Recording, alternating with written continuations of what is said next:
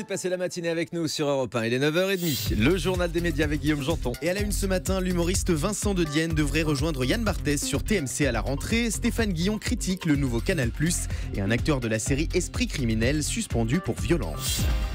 Et on commence avec l'humoriste Vincent De Dienne qui devrait rejoindre Yann Barthès sur TMC à la rentrée. Selon Le Parisien, le chroniqueur piquant du supplément de Canal+ serait actuellement en négociation avec la société de production Bangoumi pour rejoindre la bande de Quotidien, la nouvelle émission de Yann Barthès en accès sur TMC à la rentrée.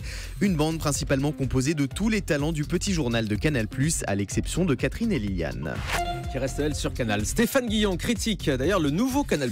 On vous en parlait hier, de nombreux changements sont à prévoir sur l'antenne de Canal+ à la rentrée. Leclerc sera réduit de 5 heures à 2 heures par jour. Il n'y aura plus de zapping et plusieurs émissions de la chaîne vont être transférées sur D8, rebaptisé C8.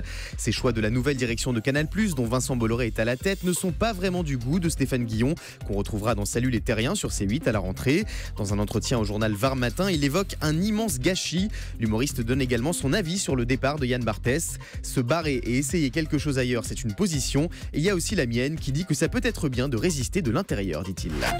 Un acteur de la série Esprit criminel suspendu pour violence. Thomas Gibson, l'interprète de l'agent Aaron Ochsner, l'un des protagonistes de la série à succès de TF1, a frappé à la jambe un des scénaristes de la série en plein tournage suite à un différend créatif.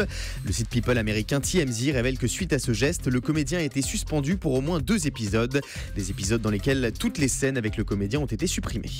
L'élève du Cobu pourrait faire l'objet d'une série diffusée sur TF1. Après 2 volets sortis au cinéma, l'élève du Cobu pourrait débarquer sur le petit écran.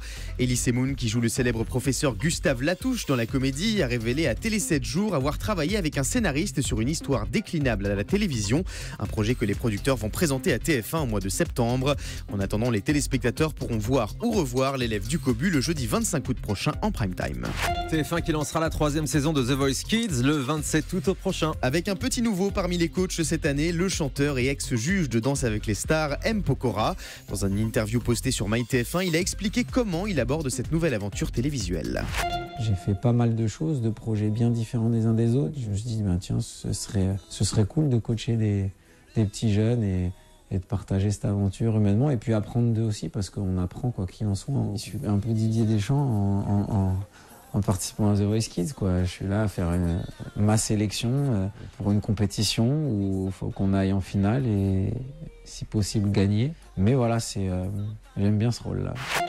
Matt Pokora dans The Voice Kids à partir du 27 août. Une nouvelle formule pour des chiffres et des lettres à la rentrée sur France 3. Le jeu emblématique de France 3 à l'antenne depuis plus de 40 ans va s'offrir un coup de jeune à la rentrée avec une toute nouvelle formule. Selon Télé Loisirs, les parties s'articuleront désormais autour de 3 manches. Un premier round avec les épreuves cultes du jeu comme le mot le plus long et le compte est bon. Un deuxième round avec les 5 duels concoctés par les téléspectateurs. Enfin, la 3e manche sera intitulée Les mots de la fin. Le champion du jour aura 2 minutes pour trouver un maximum de mots. Les candidats joueront à toutes ces épreuves dans un tout nouveau décor plus moderne. Des chiffres et des lettres fera sa rentrée le 5 septembre prochain sur France 3 avec toujours Laurent Romeshko à la présentation.